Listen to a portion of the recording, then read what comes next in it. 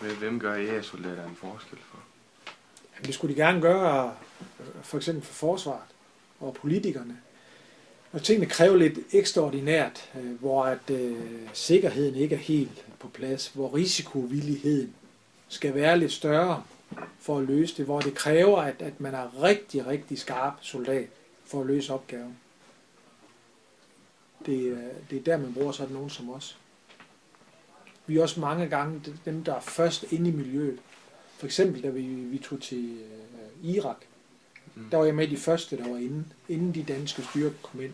Der kørte vi rundt dernede i næsten 2 måneder, inden alle de danske soldater kom, og der var vi kun 15 mand inde. Og kørte rundt over det hele, uden problemer. Så det mange gange så er det også nemmere at være os. Hvad vil så sige, gør jeg også nogen form for forskel for samfundet? Ja, det håber jeg, fordi vi koster mange penge. For eksempel, vi har folk, der er klar til at støtte politiet i dagligdagen, at hvis der bliver et eller andet, hvor de skal bruge vores ekspertise, og det kan være nogen, som har gemt sig godt. Det kan være noget ekstremt, der skal gøres fra flyvemaskinen. Det kan være landing med faldskærm. Det kan være, at de ikke er nok til at løse opgaven, så kan vi det samme, som politiet kan.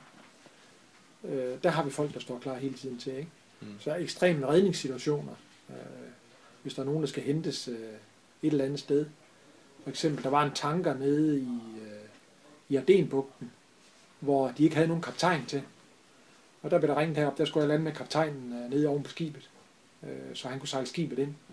For de lå derude uden kaptajn. Så sådan nogle ting er der, hvor det hurtigt kan blive behov for os. Og så er det jo de her krisekrig, hvis andre danske soldater eller embedsmænd i udlandet bliver taget, eller holdt som gidsler.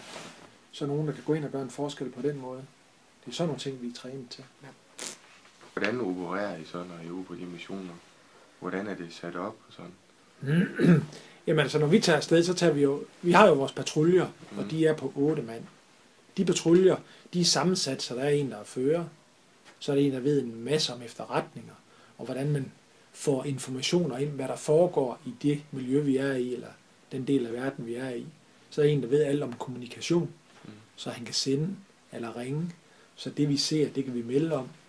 Så har vi en, som er ekspert i at ramme noget på en kæmpe stor afstand med en sniperrifle. Så har vi en, som er rigtig, rigtig dygtig til at lappe folk sammen, hvis der sker noget. Og så har vi en, der er rigtig dygtig til at springe alting i luften med næsten ingenting. De har så hver deres speciale, men er sammensat som en patrulje. De har så nogle gange, afhængig af hvad det er for en opgave, så et lille føringselement med nede, som så giver dem opgaven. Det vil sige, når vi får opgaven af dem, det kan være regeringen herhjemmefra, det kan være nogle andre soldater, vi er underlagt, så kigger de på opgaven, får nedskrevet den, får samlet de informationer, der skal. Og når man så har samlet de informationer, så giver man det over til patruljen. Så laver patruljeføreren sammen med patruljen en plan på, hvordan vi gennemfører den her opgave. Sådan fungerer det, og så kan det være i stor skala. Lige nu sidder vi jo i Afghanistan og uddanner et specialpoliti, som tager sig af hård kriminalitet og mindre, eller specielle opgaver. Og der er vi nede og fortælle dem lige fra ham, som går og skal løse opgaven, til ham, som skal give opgaven til dem, der skal løse opgaven. Hvordan får man indsamlet information og alle de her ting og sager. Det er vi i gang med nu, og det er vi færdige med den 15. februar. Og så har vi været der i 2 år, hvor vi har mentoreret dem. Altså, ligesom vi går i skole, der er vi så nede og lærer dem, men det er jo under mindre luksuriøse forhold, så derfor har man valgt sådan nogen som os, fordi vi ved, hvordan man gør det, de ønsker at lære, og så kan vi fungere, hvor der ikke er ret meget logistik.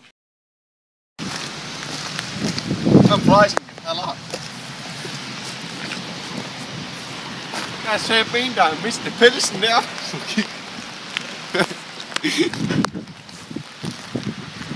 Hvor?